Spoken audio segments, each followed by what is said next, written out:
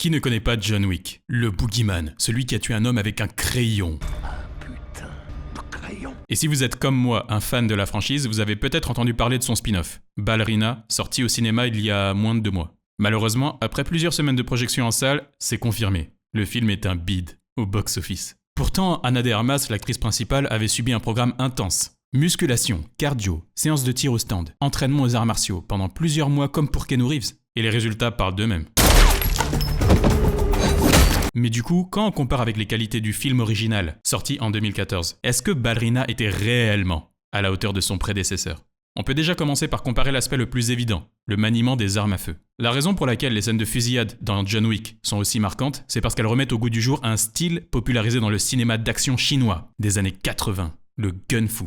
C'est un art qui mélange à la fois pistolet et kung-fu, avec 3 critères principaux. Comme dans les films d'arts martiaux chinois, l'action et la réaction sont filmées à l'intérieur du même plan, sans couper. Contrairement aux scènes de fusillade dans les films américains traditionnels, où les impacts de balles sont précis, mais invisibles, dans le gun-fu, les impacts de balles sont spectaculaires, destructeurs et stylisés. Et enfin, dans le gun-fu, le personnage brandit son pistolet comme un sabre, en maniant son arme non pas comme un outil, mais comme une extension de son propre corps. Le film Ballerina remplit bien 2 de ces critères. Action et réaction sont filmés dans le même plan, les impacts de balles sont stylisés, mais par contre, pour ce qui est du 3e critère, quand on voit l'actrice principale manier les armes à feu, elle n'a pas l'air toujours très à l'aise avec, et on a souvent du mal à être convaincu visuellement. C'est subtil, mais il y a plusieurs moments où Ana de Armas cligne des yeux, involontairement quand elle appuie sur la détente. Ça se voit pas forcément à chaque fois, mais dans notre subconscient, en tant que spectateur, il suffit qu'on le remarque juste une seule fois pour briser complètement l'illusion que le personnage est censé être une tueuse professionnelle, extrêmement talentueuse, qui serait capable à elle toute seule et en seulement 2 mois d'expérience, d'éliminer la moitié d'une ville peuplée d'assassins beaucoup plus expérimentés qu'elle.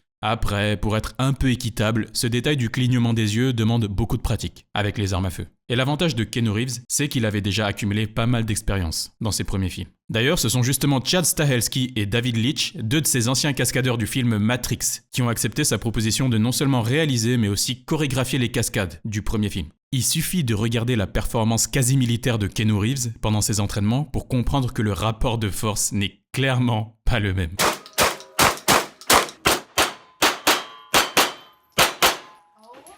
That was awesome. Et en dehors des armes à feu, il y a un autre aspect qu'on peut comparer dans les 2 films. C'est évidemment les combats au corps à corps. Pendant ces 4 mois intensifs de préparation, Keanu Reeves a absorbé au moins 4 disciplines martiales différentes. Judo, jiu-jitsu brésilien, krav maga, karaté et probablement bien d'autres encore. Et Ana de Armas n'a pas chômé non plus. Comme Keanu Reeves, elle s'est entraînée pendant 4 mois au judo, mais aussi à la boxe et à la lutte rapprochée. Cependant, même avec tous ses efforts et sa discipline, il y a certaines réalités qui sont difficiles à ignorer.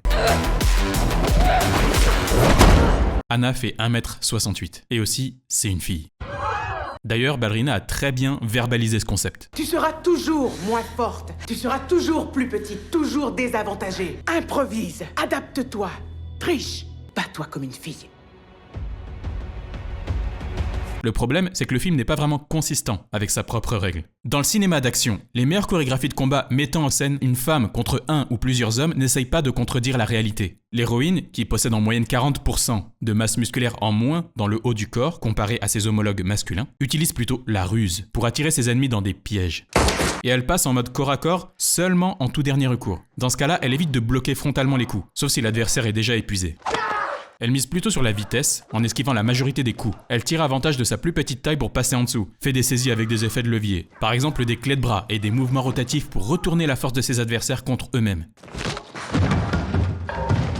Elle profite des angles pour augmenter le poids de ses attaques avec la gravité. Si elle frappe de façon frontale, elle doit enchaîner plusieurs coups d'affilée pour causer de vrais dommages, ce qui n'est pas forcément le cas pour ses adversaires. C'est pour ça qu'elle se sert de n'importe quelle arme qui lui tombe sous la main. Et surtout, elle priorise les attaques ciblées en visant au maximum les points vulnérables. Les yeux, la gorge, les genoux et bien sûr, C'est en appliquant toutes ces règles qu'on obtient une scène impactante, convaincante visuellement, et capable de marquer les esprits pendant des années. Alors oui, le personnage de Eve utilise des effets de levier, tire avantage de la gravité, et frappe quelques ennemis dans les parties vulnérables. Mais à côté de ça, elle fonce dans le tas à plusieurs occasions, au lieu de ruser. Elle fait des choix stratégiques qui sont questionnables, comme par exemple débarquer dans la ville peuplée d'assassins, en plein jour, avec pratiquement zéro préparation. Pendant une scène d'infiltration, elle extermine un seul garde, de façon pas du tout excessive, avec une grenade dont l'explosion signale sa présence à tout le reste de la ville. On la voit bloquée frontalement, des armes portées par des hommes bien plus grands et bien plus lourds, mais qu'elle arrive à stopper de façon nette. Parfois, elle y arrive avec un seul bras, même quand le tueur professionnel en face d'elle est en pleine forme, et qu'il a l'angle et la gravité de son côté. En plus de ça, l'inexpérience de Ana de Armas se ressent à travers ces cascadeurs qui retiennent clairement la force de leurs coups, attendent chacun leur tour avant d'attaquer, même quand ils sont plusieurs. Quand elle se retrouve bloquée dans un espace confiné, ils ne rentrent jamais à plusieurs, ou alors en nombre très limité. Et aussi, parfois, quand l'actrice a l'air de pas savoir quoi faire, on les voit souvent essayer de meubler l'action eux-mêmes. Genre, sérieusement, celui-là, elle pouvait pas le voir venir avant qu'il apparaisse dans le cadre? Oh. En bref, pour réussir à croire ces scènes d'action, on est vraiment obligé de suspendre beaucoup d'incrédulité. Au point même de se convaincre que Eve possède en fait des super pouvoirs ou des capacités surnaturelles, surtout quand on voit la quantité de punitions corporelles que son corps encaisse sans jamais se briser un seul os.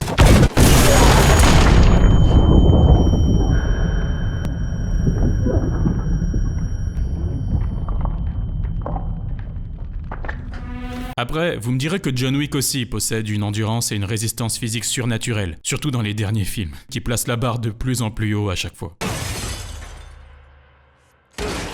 Sauf que quand on revient à la toute base du tout premier film, on nous montre dès le début qu'il n'est pas invulnérable. Rien que dans la scène d'introduction, on le voit faire un accident de voiture dans le port, où il perd tellement de sang qu'il s'évanouit. Il se fait lyncher, puis assommé par le groupe de gangsters qui envahissent sa maison. Il se fait poignarder dans la boîte de nuit, puis jeter du haut d'un étage, mais réussit à boiter jusqu'à sa chambre d'hôtel pour se faire recoudre. C'est là où son médecin lui donne un flacon entier d'antidouleur, parce qu'il sait que les points de suture finiront de toute façon par sauter. Et enfin, dans le combat final, pour donner le coup de grâce à l'antagoniste principal, John Wick, qui est essoufflé et à bout de force, se laisse poignarder une deuxième fois. Tous ces moments de vulnérabilité permettent de démontrer au spectateur le trait de caractère qui caractérise le plus ce personnage, la persévérance. Alors que pour l'héroïne de Ballerina, comme on ne la voit jamais vraiment blessée ou essoufflée, on a du mal à se dire qu'elle persévère. Au contraire même, on se dit presque que tout ça est peut-être un peu trop facile pour elle. Son seul moment de vulnérabilité, c'est vers la fin du duel de jet d'eau contre le lance-flamme. Mais sauf que là, John Wick lui-même intervient pour la sortir d'affaire. Du coup, au final, il y a quand même beaucoup de facilité scénaristique. Ce qui fait que c'est difficile de ressentir une vraie satisfaction à la fin du film, quand Eve réussit à accomplir sa vengeance. D'ailleurs, au-delà du maniement des armes à feu ou du corps à corps, qui sont des qualités utiles pour affronter les formes d'adversité extérieures, on peut aussi comparer les personnages sur un dernier aspect, leur quête intérieure. L'arc narratif de John Wick est simple. Il commence brisé émotionnellement après le décès de sa femme, puis reçoit d'elle une lettre accompagnée d'un cadeau qui lui redonne une raison de vivre. Il se fait ensuite rattraper, en quelque sorte, par son passé qui le prive de ce qu'il perçoit comme la dernière trace de vie de celle qu'il a aimée, et décide de partir en croisade contre tous les responsables afin d'éliminer toutes les complications qui restent dans sa vie. Puis une fois qu'il a enfin refermé la porte sur son passé définitivement, il finit par reconnecter avec le dernier vœu de sa femme, celui de retrouver un début de paix intérieure et de se reconstruire émotionnellement en retrouvant quelque chose à aimer. Un nouveau chien. La boucle du début est bouclée. L'arc narratif de Ballerina, par contre, n'est pas aussi bien résolu. Elle commence d'abord heureuse, avec son père quand elle est encore toute petite, avant d'être brisée émotionnellement quand il est tué devant ses yeux. Puis, elle se fait adopter par l'ancienne organisation de son père qui lui enseigne plusieurs formes de disciplines physiques variées, y compris le ballet, même si bizarrement cette compétence ne lui sera d'aucune utilité plus tard. Quelques années plus tard, elle trouve un indice sur l'assassin de son père, remonte progressivement la piste, en rencontrant toutes sortes de complications, mais elle s'en sort toujours d'une manière ou d'une autre, et finit même par retrouver sa sœur, séparée d'elle depuis l'enfance, mais qui meurt presque tout de suite après. Bref, elle finit enfin par éliminer sa cible, qui depuis tout ce temps était son grand-père, mais une fois que son but est accompli, dans la dernière scène on la voit toute seule, en train de regarder le spectacle de ballet de son ancien ami, depuis le fond de la salle. Émotionnellement, elle ne reconnecte avec rien. En gros, la boucle reste débouclée. Et jusqu'à présent, je suis pas sûr de comprendre le sens de la ballerine dans la cloche de verre, un objet qui revient plusieurs fois dans le film. Est-ce que c'est censé symboliser l'innocence perdue du personnage, sa grâce, sa vulnérabilité, sa féminité qu'elle a laissée derrière elle pour poursuivre sa quête solitaire à travers les ténèbres? Ouais, peut-être que quelqu'un pourra m'expliquer le sens dans les commentaires. En tout cas, entre la résolution finale de ce spin-off et celle du premier film original, je sais clairement laquelle me satisfait le plus à chaque fois que je la regarde. Voilà pourquoi pour moi, Ballerina est inférieure à John Wick.